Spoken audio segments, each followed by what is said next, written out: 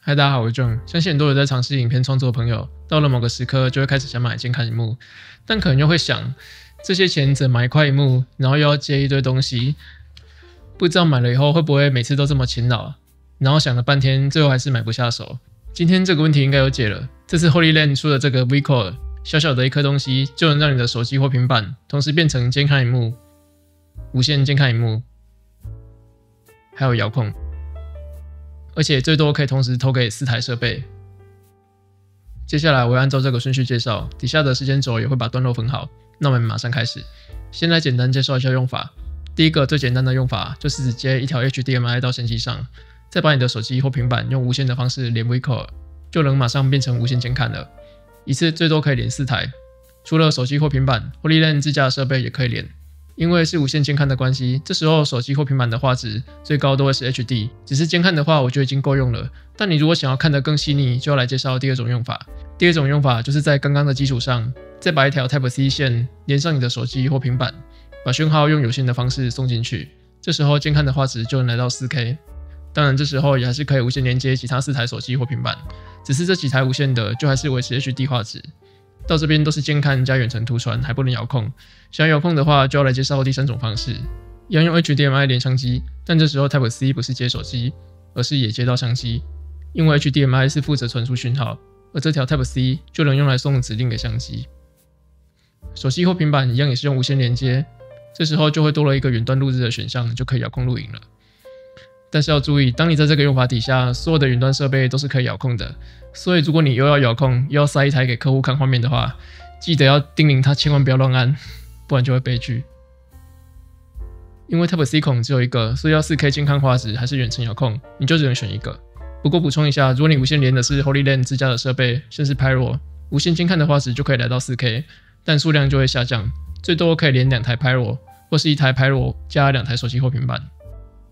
然後右邊這個 Type-C 孔是用來充電的，不要接錯，接了它也不會送訊號給你。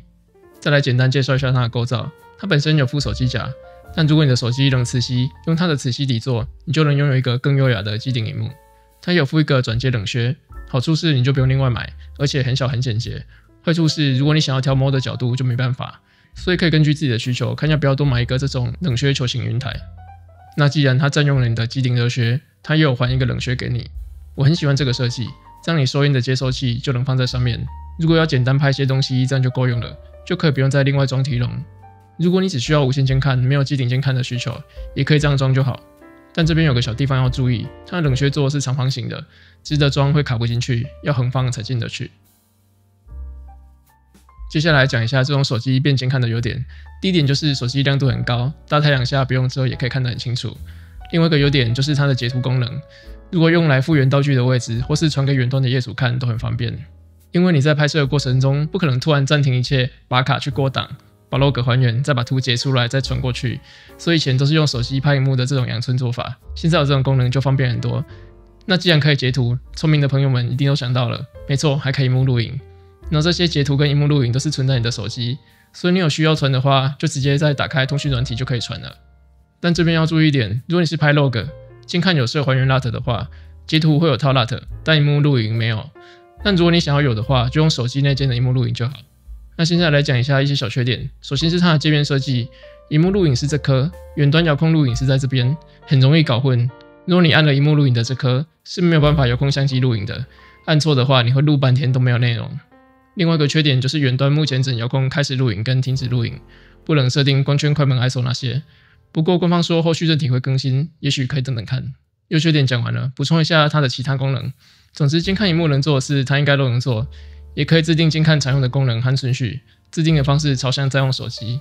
發射器有裝 SD 卡的話，可以設定同步錄一份代理在裡邊。如果你的手機是 iPhone 13 Pro 以上的 Pro 機型，也可以同步錄 ProRes 的代理在手機。不過這邊要注意，代理的格式是跟監看時的解析度走的，也就是說，無線監看的時候錄起來就是 HD。有線的時候就是 4K， 然後最高是到 4K30。但現在的電腦越來越強，可能比較少人剪 4K 會需要用到代理才跑得動了。這個功能可以當成是最底線的備份。剩下的還有直播功能、無線拍照之類的。但我沒有在看直播就沒測試，只是我看介紹用起來應該比 OBS 簡單很多。至於拍照的話，我還是習慣傳統的連線拍攝方式，就沒有嘗試。再來進入比較環節。首先跟這種傳統小尖比的話，重量跟大小還是比較輕。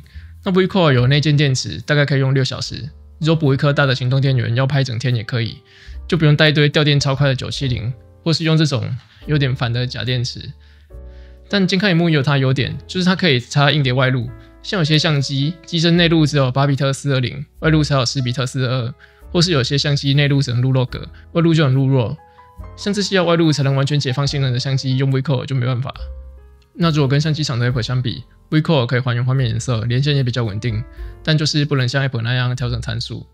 其實相機廠完全是有能力在 Apple 做到還原色彩，甚至套 LUT 這件事的。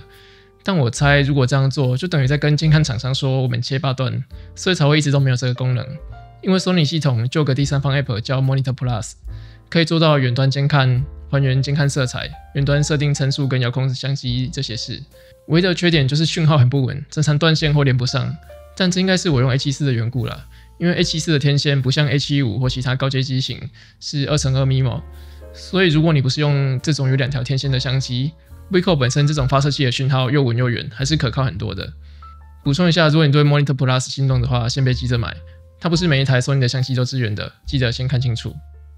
那最後是我的設定，以 Sony 相機為例， HDMI 解析度跟 HDMI 輸出解析度都要設為自動，才能正常重播素材。這時候會透過手機重播，重播的音量也是可以透過手機調整的。